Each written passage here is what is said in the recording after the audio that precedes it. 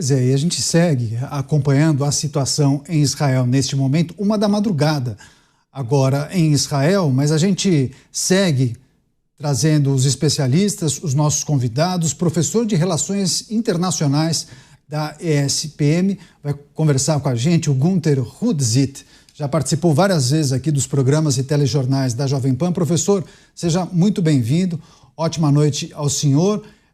Irã lançando mais uma nova onda de mísseis em direção às principais cidades israelenses. Trouxemos, inclusive, as imagens há pouco. Também o acionamento dos alarmes para a população de algumas cidades de Israel. 5º dia de conflito, já o 6º para eles lá no Oriente Médio.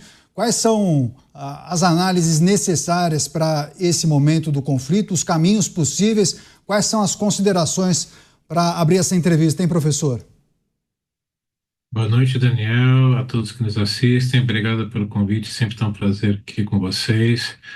Olha, Daniel, o que a gente tem que esperar é ver a decisão do presidente Donald Trump, que tudo indica, pelas movimentações militares, principalmente o envio de aviões, tanques de reabastecimento aéreo para a região, assim como alguns outros caças, que deve tomar uma decisão pelo uso da força contra o Irã nas próximas horas, provavelmente. Então, se efetivamente isso acontecer, a situação iraniana vai se complicar bastante, porque não só um aumento dos caças, mas principalmente dos agora já tão falados B-2, com as bombas de BU-57, né, Bunker Busters, efetivamente a probabilidade da destruição das instalações nucleares de Fordo e Natanz vai ser muito maior. Mas o que continua chamando mais atenção ainda é a hegemonia aérea israelense sobre o Irã. De novo, provavelmente já devo ter falado com vocês outras vezes, mas não custa repetir. Os aviões israelenses saem e têm que voar 1.500, 1.800 quilômetros até atingir seus alvos no Irã, passando por cima do espaço aéreo da Jordânia e provavelmente da Arábia Saudita, não do Iraque, serem reabastecidos no ar, provavelmente ali na região do Golfo, para ir cumprirem as suas missões. Então, nós já estamos no 5º dia, lá entrando no 6º dia, e ao que tudo indica, nenhum caça israelense foi abatido. Há alegações na mídia iraniana de que 3 teriam sido derrubados, mas nenhuma prova concreta foi apresentada e nenhum analista independente viu indicações disso. Então, isso é importante para a gente entender que a capacidade de Israel estender essas operações por vários dias é muito grande. Não à toa que a El Al, né, a empresa de aviação israelense, já suspendeu os voos no mínimo até o dia 23. Portanto, até dia 23 é o que o governo está esperando, no mínimo, a continuar agindo militarmente. Günter Rudsit, conversando ao vivo com a gente aqui na Jovem Pan News, os caminhos possíveis para esse conflito no Oriente Médio. Professor, eu pedi licença, os nossos comentaristas também vão participar dessa conversa. Roberto Mota vai fazer a pergunta.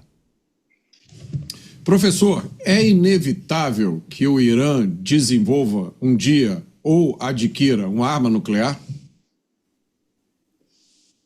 Bom, Mota, boa noite. Nós chegamos nesse ponto justamente porque o Irã busca uma arma nuclear.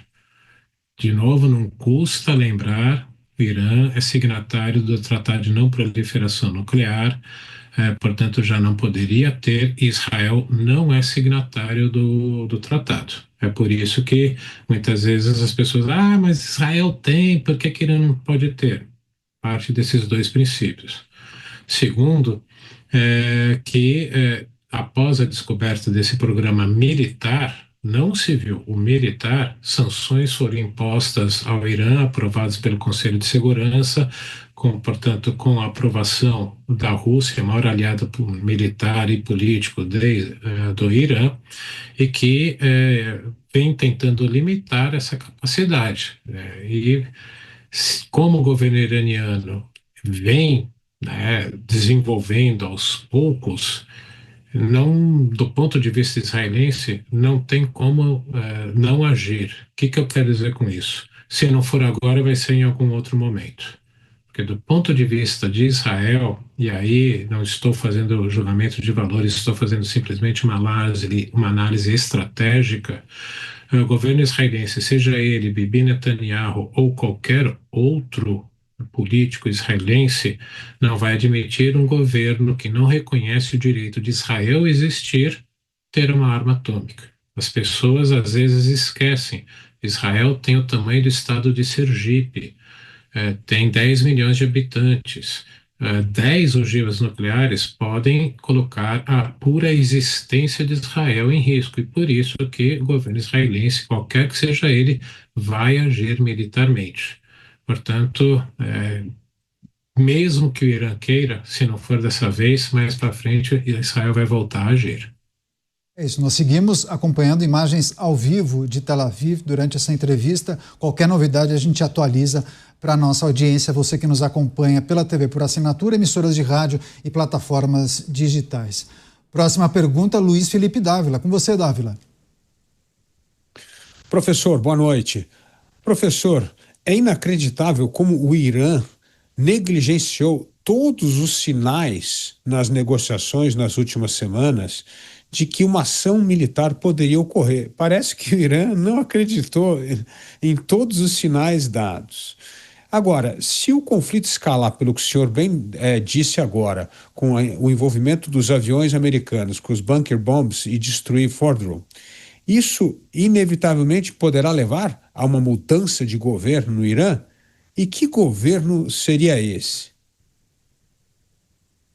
Bom, Dávila, efetivamente a gente não tem muita certeza do que vai ocorrer. Assim como o governo iraniano não tinha. Eu acredito que eles, agora dá para entender melhor, mas sempre dar o palpite depois é fácil. Acreditaram que efetivamente o presidente Trump estava negociando e querendo efetivamente um acordo com o Irã, e com isso seguraria o primeiro-ministro Netanyahu. Pois é, agora sabe que não deu. E por isso mesmo houve a capacidade israelense de eliminar boa parte da liderança militar iraniana, que isso é importante, que eram os assessores mais próximos do Ayatollah Khamenei. E hoje soubemos de novo que o líder, o general que substituiu o general morto na sexta-feira da Guarda Revolucionária também foi eliminado. Isso cria um vácuo na capacidade de assessoramento do Khamenei bastante grande, e isso pode gerar uma falta de coerência nas decisões. Quanto à possibilidade do regime cair, ainda é muito difícil. É um cenário que sempre foi discutido, mas um cenário bastante improvável. Hoje se torna um pouco mais provável porque a situação econômica social iraniana já vinha numa pressão muito grande. Você tem uma economia em crise que não cresce, passando por recessões, inflação em torno de 40% ao ano, desemprego alto, e entre os jovens em torno de 50%. Eu sempre falo isso porque quem vai para as ruas e quem derruba o governo são jovens, não são as gerações mais velhas. Então, você tem aí sim esse caldo social e econômico que poderia levar a isso. Mas a gente não pode esquecer que a Guarda Revolucionária, o seu braço paramilitar, os Bagis, tem uma capacidade de repressão gigantesca e não tem mínimo pudor de matar e suprimir essas revoltas, como aconteceu em 2019, 2020. Agora, diante da situação econômica que o Irã vai sair desse conflito, essa crise econômica social interna vai crescer. Então, é um cenário que se tornou mais possível, ainda não provável. Contudo, eu sempre lembro, em junho, julho de 78, ninguém imaginava que o Shah Reza Pahlavi poderia cair. Em janeiro de 79, ele teve que fugir do Irã. Então, é possível que isso aconteça. Não é provável ainda, é possível.